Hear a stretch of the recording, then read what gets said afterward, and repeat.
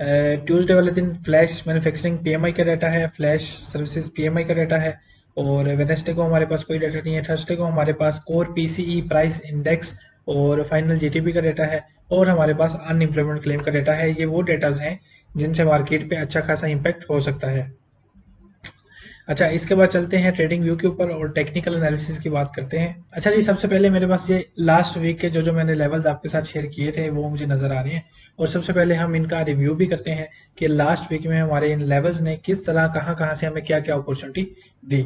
सबसे पहले मैंने आपके साथ ये एक एरिया शेयर किया हुआ था 4339 से लेके 4364 का, ये एक सेलिंग एरिया था। उसके बाद सेकंड एरिया मैंने आपके साथ शेयर किया था 4366 से लेके 4375, और ये वाला सेलिंग एरिया हमारे लास्ट वीक में भी था हमारे पास, जो यहाँ पे हमारे साथ मिस हो गया था हमारे से।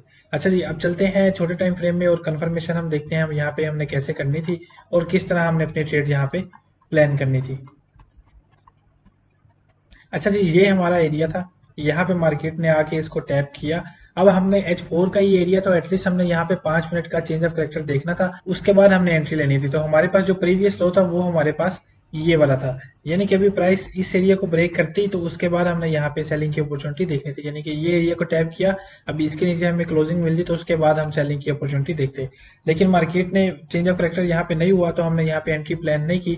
और अगर हम देखें कि हम 1 मिनट में, मान लो हम 5 मिनट की एक रेड कैंडल या 2 रेड कैंडल देखिए हमने यहाँ पे सेल की एंट्री ली होती, तो फिर हमारा लग चुका होता एसएल हमारा इसी कैंडल के हाई के ऊपर होता और टीपी हमारा एटलीस्ट इस एरिया तक होता, जो कि हमारा यहाँ पे एसएल हिट हो गया। अगर आप बोले कि आपने यहाँ पे डायरेक्ट एंट्री ले ली थी तो फिर भी हम इसको कैलकुलेट कर लेते कि हमारा यहाँ पे 50 पिप का एसएल लग गया। उसके बाद हमारे पास ये एक सेकंड एरिया था हमारे पास H4 का, जो हमारे उससे पिछले वीक का था, जो पेंडिंग था।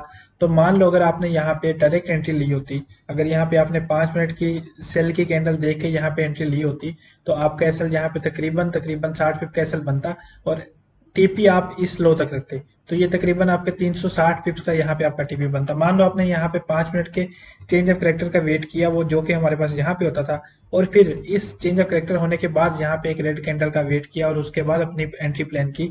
तो मान लो यहाँ पे भी हमने 5 मिनट की कैंडल का ही वेट किया, उसके बाद उसी के हाई के ऊपर हमने एसएल रखा, जो कि हमारा 25 से 30 पिप का एसएल बनता है। और मान लो यहाँ पे हमें तकरीबन 180 पिप यहाँ पे आराम से मिले। इसके बाद नेक्स्ट देखते हैं हमारे पास कौन सा लेवल था जहां से हम, हमारे वीकली फोरकास्ट का जो लेवल था जहां से मार्केट ने हमें कुछ रिएक्शन दिया।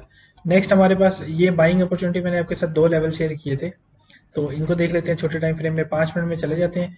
और फर्स्ट एरिया हमारे पास ये वाला है। मार्केट जैसे ही इस एरिया पे आती है और यहाँ पे अगर हम लॉन्ग पोजीशन देखते हैं और एसएल इसी जोन के नीचे रखते हैं, जो कि हमारे पास तकरीबन 50 का एसएल बनता है, तो टीपी अगर हम इस हाई तक भी रखते हैं, अगर मैं 1 मिनट में चला जाऊं, तो अगर हम यहाँ आ जाए, क्योंकि ये M15 का एरिया है, M15 के एरिया पे हम 1 मिनट की अच्छी ग्रीन कैंडल देखने के बाद भी एंट्री प्लान कर लेते हैं। तो मान लो ये हमारे पास यहाँ पे ग्रीन कैंडल बनी, एसएल हमने इसी कैंडल के लो के नीचे रखा, जो कि 80 से 90 पिप्स का बनता है। अगर आप अपनी लॉट साइज को कम करके हाफ रिस्क लेके यहाँ पे ट्रेड करते हैं तो आपका टीपी यहाँ पे बनता है ऑलमोस्ट 270 पिप्स का। और अगर आप इसको मजीद देखें कि मार्केट ने कितना मूव यहाँ से किया, तो वो तकरीबन हमारे पास 500-600 पिप यहाँ से हमें रिएक्शन देखने को मिला। उसके बाद हमारे पास ये एक एरिया था, सेम यही एरिया हमारे पास M15 का था। और अगर हम यहाँ पे देखें कि हमने अगर बाई की अपॉर्चुनिटी यहाँ पे ली होती, तो यहाँ पे हमारा एसएल हो चुका होता, जो कि तकरीबन 60 पिप का हो चुका होता। अच्छा, अब इसी एरिया पे अगर हम देखें कि हमने 5 मिनट के चेंज ऑफ करेक्टर के बाद एंट्री लेनी है या 1 मिनट के चेंज ऑफ करेक्टर के बाद एंट्री लेनी है, तो वो हमारे पास इस एरिया पे आके बनता था। ये चेंज ऑफ करेक्टर हमारा यहाँ पे होता है।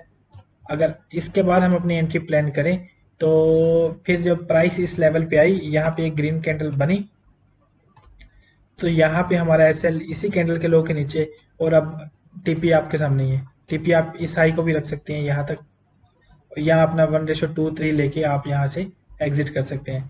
तो टोटल अभी तक अगर मैं आपको बताऊं कि हमारे यहाँ पे लास्ट वीक में जो वीकली फोरकास्ट के लेवल थे वो कितनी बार प्ले हुए और कितना प्ले हुए, तो वो आपके सामने है। फर्स्ट एरिया अगर आपने यहाँ पे ट्रेड ली होती, डायरेक्ट एंट्री ली होती, जो मैं तो रेकमेंड नहीं करता, लेकिन अगर आपने ली है तो अगर यहाँ पे आपका 50 पिप का एसएल हुआ, और उसके बाद यहाँ पे आपका 150 पिप का टीपी हुआ, यहाँ पे आपका 180 पिप का टीपी हुआ, यहाँ पे भी आपका 100-200 पिप्स का यहाँ पे टीपी। ये डिपेंड करता है आप कितनी अपनी ट्रेड होल्ड करते हैं, आप कितना रिस्क ले रहे हैं, कितना आप रिस्क रिवॉर्ड रख रहे हैं। वैसे मार्केट अगर हम देखें तो यहाँ से 600 पिप्स मूव किया, यहाँ से अगर हम देखें तो यहाँ से तकरीबन 500 पिप मूव किया।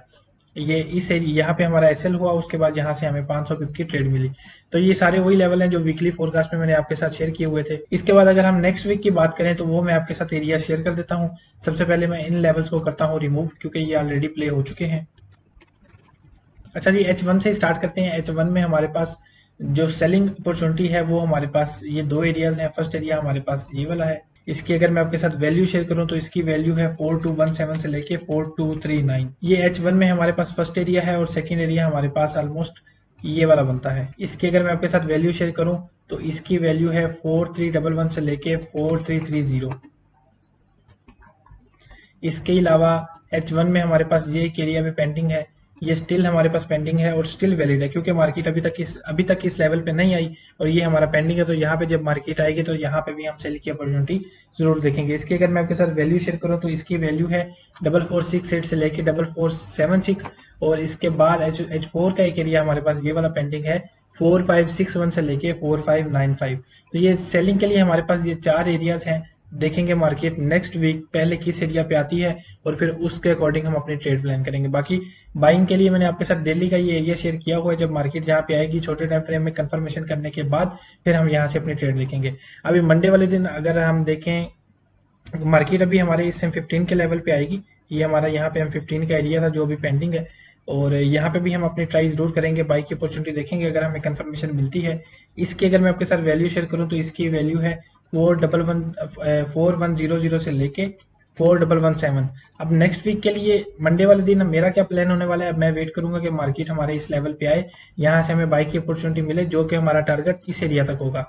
अब यहाँ पे हमारी एक और अगर हम फिबोनाची को लगाते हैं इस हाई से लेके लो तक और मान लो अगर हमारा एरिया प्राइस इस एरिया को भी टैप करती है तो ये वाला जोन हमारा 50% के जोन में आएगा, तो जो हमारे लिए एक अच्छी अपॉर्चुनिटी हो सकती है। तो नेक्स्ट वीक के लिए चार एरियाज हमारे पास जो सेलिंग के हैं और दो एरियाज मैंने आपके साथ बाइंग के शेयर किए हैं। बाकी वीकली टाइम फ्रेम में मैंने आपको बताया था कि जो कैंडल हमारे पास काफी रिजेक्शन के साथ क्लोज हुई है और मैंने आपको मार्क करके भी दिखाया था कि नेक्स्ट वीक की जो कैंडल है वो हमारे पास रेड क्लोज होगी। तो आई होप नेक्स्ट वीक की जो कैंडल है वो हमारे डेली के टाइम फ्रेम तक जाएगी, बाइंग एरिया तक जाएगी और उसके बाद यहाँ से हमें कुछ मोमेंटम देखने को मिलेगा बाय साइड का। जब तक प्राइस इस लेवल पे नहीं आती उस वक्त तक मैं यहाँ पे बाय में इंटरेस्टेड नहीं हूँ। सारे लेवल आपके साथ मैंने शेयर कर दिए हैं, आप भी अपने ट्रेडिंग व्यू पे इनको लाजमी मार्क कर लें ताकि नेक्स्ट वीक आपको भी ट्रेड करना आसान